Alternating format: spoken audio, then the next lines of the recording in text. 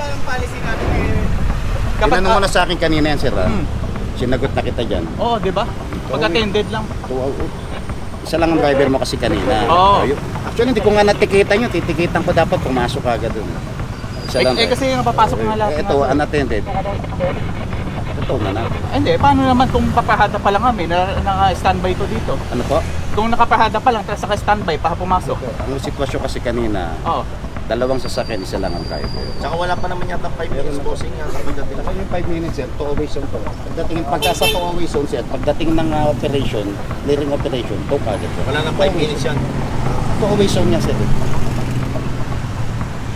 Kakita nyo, napakalaki oh. Gumugol ang gobyerno ng ano dyan, ng budget para mabigyan ng babala yung mga motorista at saka yung mga posibilidad na mag-violation. Actually, follow-up operation lang natin ito. Nabuta natin ito sa sakay na to. Dito pa hinugasan mismo sa kalsada.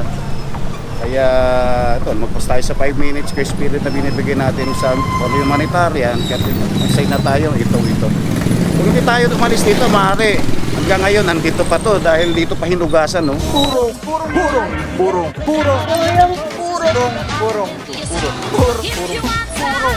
Pagmamahal. Purong pagmamahal.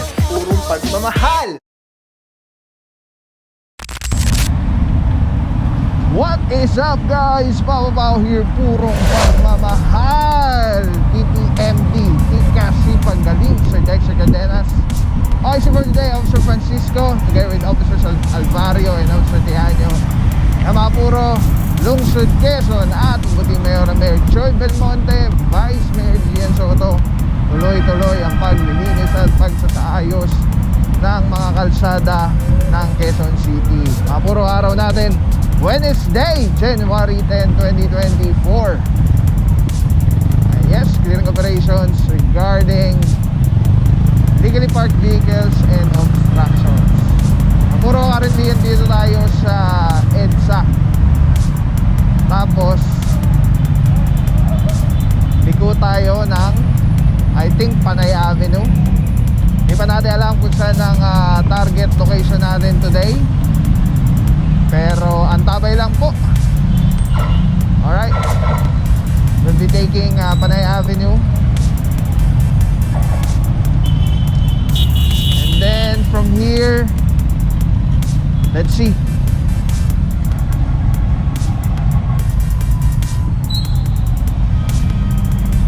Puro meron pa rin talaga ilan dito talaga ng mga nagsasakay, nagbababa, nagpa-parking ng mga taxi and mga motorsiklo. So yeah, may mga driver naman, pinaalis na lang po sila. Ito po kasing Panay Avenue is mabuhay lane. Kaya kailangan po talaga ito laging boss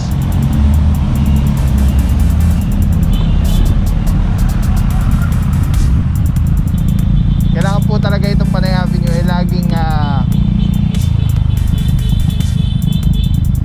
free from obstruction.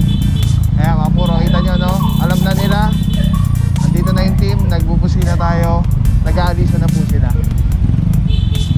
So yung may mga driver naman, pinaalis na lang.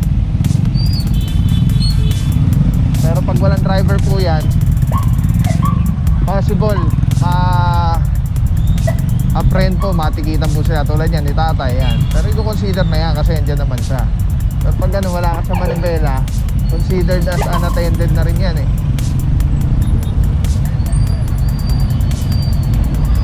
Kung di ako nagkakamali, ano, yun ang alam ko. Basta wala ka sa driver's seat, unattended na siya. Dito naman po sa Panay Avenue, sobrang dami naman po ditong signages. At yun ang isa sa mga nakakalungkot na kadalasan nandun pa sila sa nakapark sa tapat ng mismong signages, katulad lang nito, no parking both sides. Tapos ayan, meron ditong Innova na nakaparada. Ayan, may driver. So magsialisa na lang po.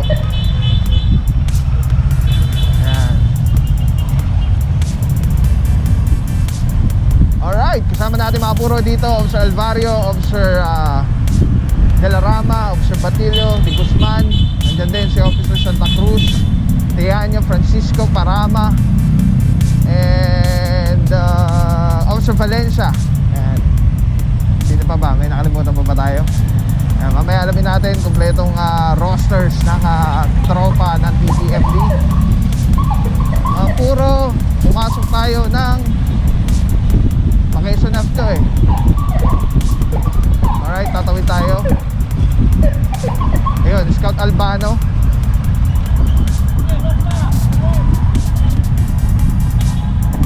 Crossing Quezon Avenue.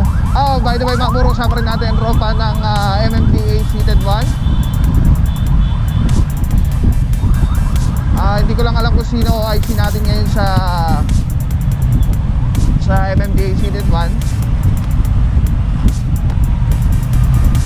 Pero kasama natin dyan si Officer Salazar, Officer Palad, Padre, and Herance, and si Bossing. Kalimutan ko yung pangalan ni Bossing na isa. Mamaya alamin natin.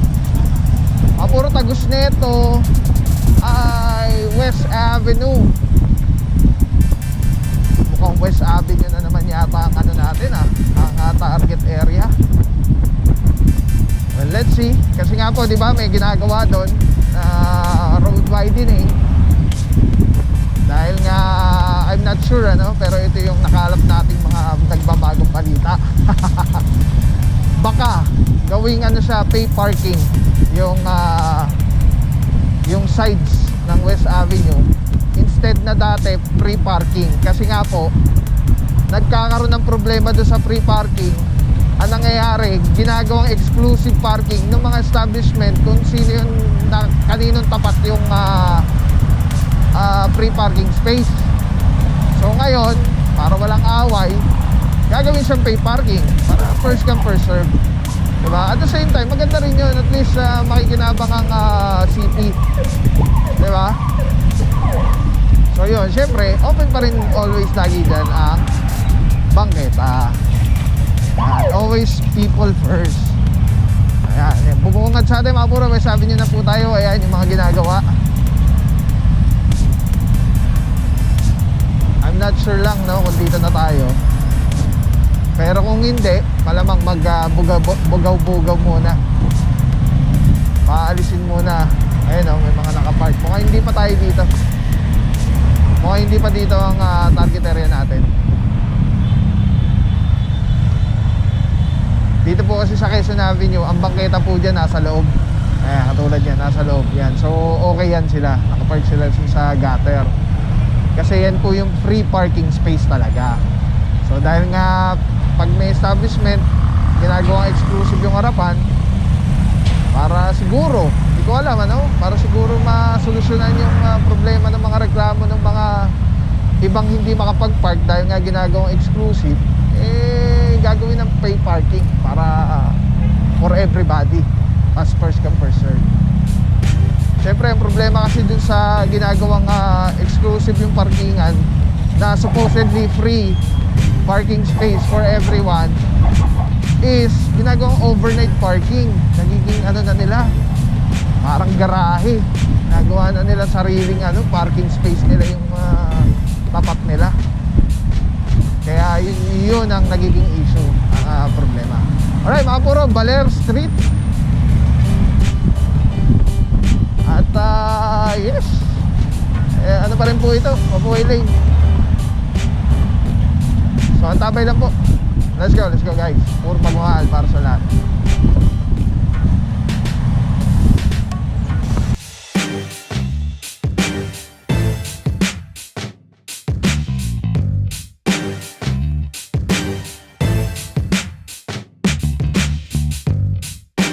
Eto mga puro, mukhang dito na yata tayo. So may naabutan tayo dito, isang Montero SUV. Mayroong motorsiklo sa bangketa, 2, 3. Pasada po muna tayo, pasada. Alright, sa 2, 3 motorsiklo. And then pagdating dito, malinis. Pagdating dito, merong isa, ayun. Merong isang sedan. So ito po ay Mabuhay Lane. Officer Palad, good morning. Happy New Year, bossing. Ayun, si Officer Paraiso pala, yung nakalimutan natin na tropa sa MMDA. At si Officer Tandingan. Ay mga puro, inaorasan na po yung Mitsubishi Montero. Tara, punta natin.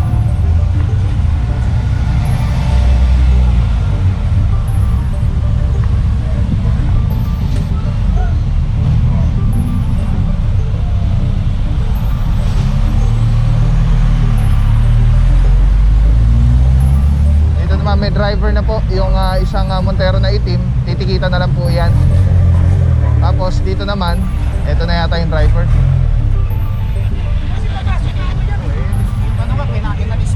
Dali lang eh, kararating lang. Tawain mo si Sir Mike.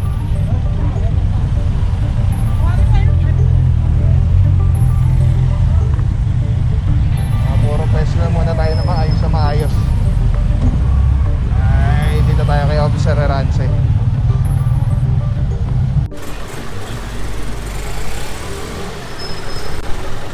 Alright mga puro, tow-away zone, Mabuhay Lane. Meron po tayo naabutan dito, puting SUV Montero, Mitsubishi Montero. At dito naman sa kabila is itim. Ayan silang kararating. Hinugasan lang yan, sir. Na dito hinugasan Oo, lang. alam mo namin yan, sir. Kaya pinausap. Ayan yung may-ari, oh. Ayan yung may-ari, oh. Ayan, oh. Kaya nga po. Eh, bawal tayo pumarada rito. Bakit dito nyo pa hinugasan yan?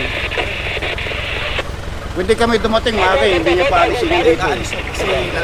Pero iba yung eksena na inabutan namin, nakaparada to rito, bawal po tayo pumarada rito. Airport, sagad yan, hanggang dulo. Pinakadulo sa may dead. Ay mga puro mukhang hindi yata umabot sa oras yung may-ari. Pero yung sa kabila kasi, naabutan niya yung 5 minutes. So yung dito po, natikita na lang. Dito naman, kay Bossing, yung Itya, kala ko si Bossing yung may-ari kanina, yung unang lumabas. At eto nga, parang hinugasan daw dito. So nagkarwash yata dito sa kalsada. Officer Francisco, good morning sir. Saludo mga boss ng DPMD, mga boss. Boss, kamusta sitwasyon namin dito sa area? Dito natin dito, isang mabuhay din. Actually, follow-up operation lang natin ito. Nabutan natin ito sa sakay na to. Na dito pa hinugasan mismo sa kalsada. Kaya ito, magpas tayo sa 5 minutes grace period na binibigay natin sa humanitarian. Kaya decide na tayo, ito. Kung hindi tayo umalis dito, maaari. Hanggang ngayon, nandito pa to dahil dito pa hinugasan, no? Officer Francisco, saludo mga bossing. Eh mga puro, no? Dito pa nagkarwash yung sasakyan, makita niyo basa pa yung floor. Yes sir, andito naman yung driver. Di ba ticket lang to? Hindi, di ba ang ano nyo, ticket? Tama po ba? Pag lumagpas ng 5 minutes, actually meron pa isang sakyan dito kanina, no? Kinuha ko na nga lang sana, no? Tumakbo siya, oh. Hindi na natin maano dahil pumasok na sa loob, eh. Ito, walang driver, unattended. Ito na lang hihilahin natin.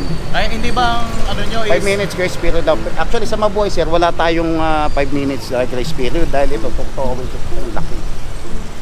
Dating, hila kagad yan.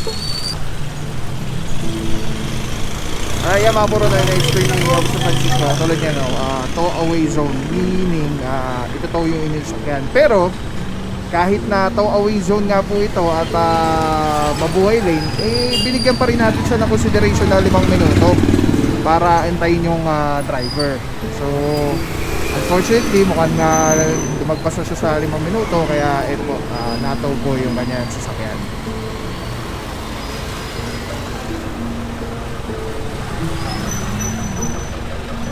Samantala mga puro din man sa kabila, yung itim. Ayan po, tinitikita na. Siyempre, isa lang ang driver kami papasok sa sasakyan. Siyempre, ito, paano naman ito? Balak din ito ipasok sana sa Yun ang problema po ninyo. Yun ang problema ninyo kasi nag-obstruct kayo rito. Kung pinoproblema nyo, isa lang ang driver ninyo, kasi nagbigay kayo ng problema dito sa kalsada, sir, kaya inimplementa natin ng ordinansa sa inyo. Dapat po, iniisip muna natin kung pangalo, ayan sir, napakalaki ng yan, babala na yan sir. Hindi, pero ipapasok naman talaga. Oo nga po, Kasi dito pa nga hinugasan sir. Ha? Dito pa nga hinugasan.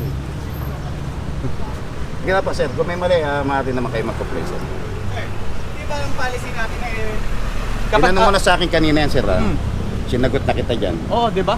Pag-attended lang. Isa lang ang driver mo kasi kanina. Oo. Actually, hindi ko nga natikitan yun. Titikitan ko dapat pumasok agad dun. Isa lang. Kasi yung napapasok nga lahat. Ito, unattended. Totoo na na.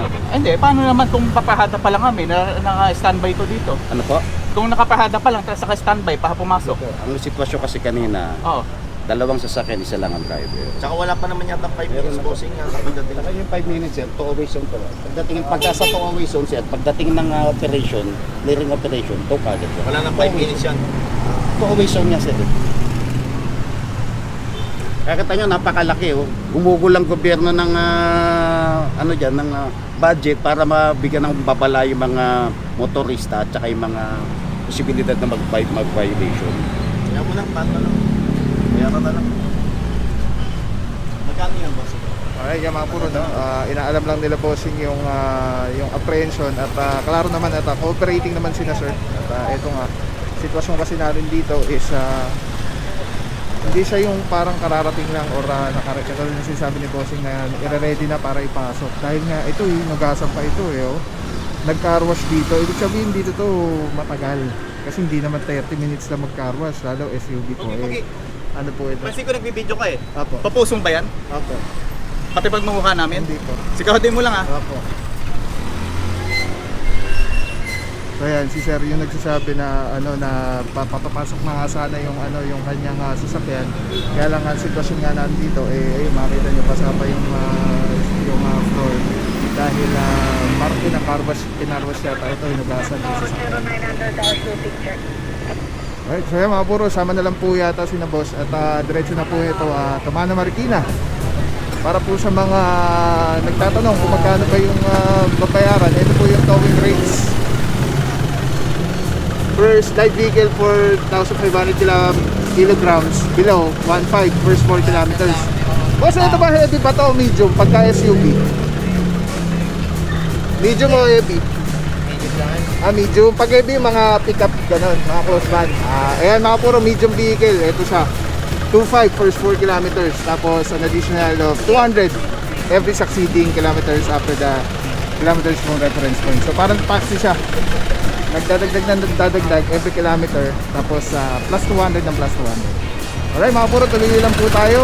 Ayun, may nakakuha. Ito yung nakita natin kanina doon sa bandang dulo. Nag-advance na po yung team. Yes, tuloy lang po tayo. TPMD Tikas Sipaggaling. Let's go guys. Diretso po tayo doon. Alright mga puro, again paalala natin mag-park sa tamang parkingan, mag-park ng ayos at yung katulad yung sitwasyon ngayon, ang laki ng parking space sana nila boss kasi dalawang nga po yung sasakyan naipasok na yung isa, supposedly dapat pipigitan din yung isa kaya lang naipasok agad, so good job naman yun para kasi so baka rin naman, ito mga puro, lawit yung kanyang Toyota Vios, lawit yung kanyang puwetan. So magtatawag tayo ng towing truck para orasan na po ito.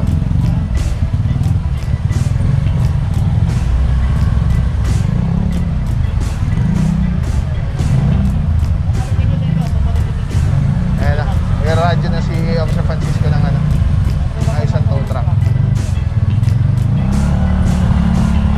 Alright mga puro, habang naantay natin yung tow truck silipin muna natin kung ano nangyayari doon sa may bandang dulo. Silip lang tayo kasi sa pagkakarinig ko isang diretso ito na kiniklear natin ngayon, itong isang diretso ng Kundiman. Ay mga puro, nagkakaila na doon. Silipin natin Zamora, Kundiman corner Zamora Street. At eto na. Eto, dulong-dulo.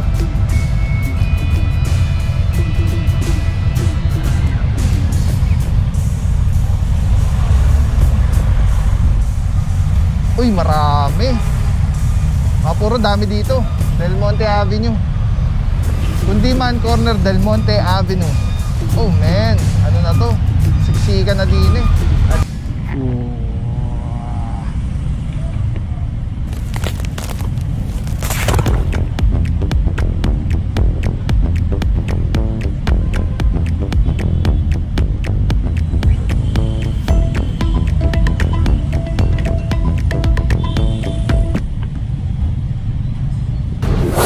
sa'yo, walang papapaw. So thank you so much sa wala sa akong support, tiwala.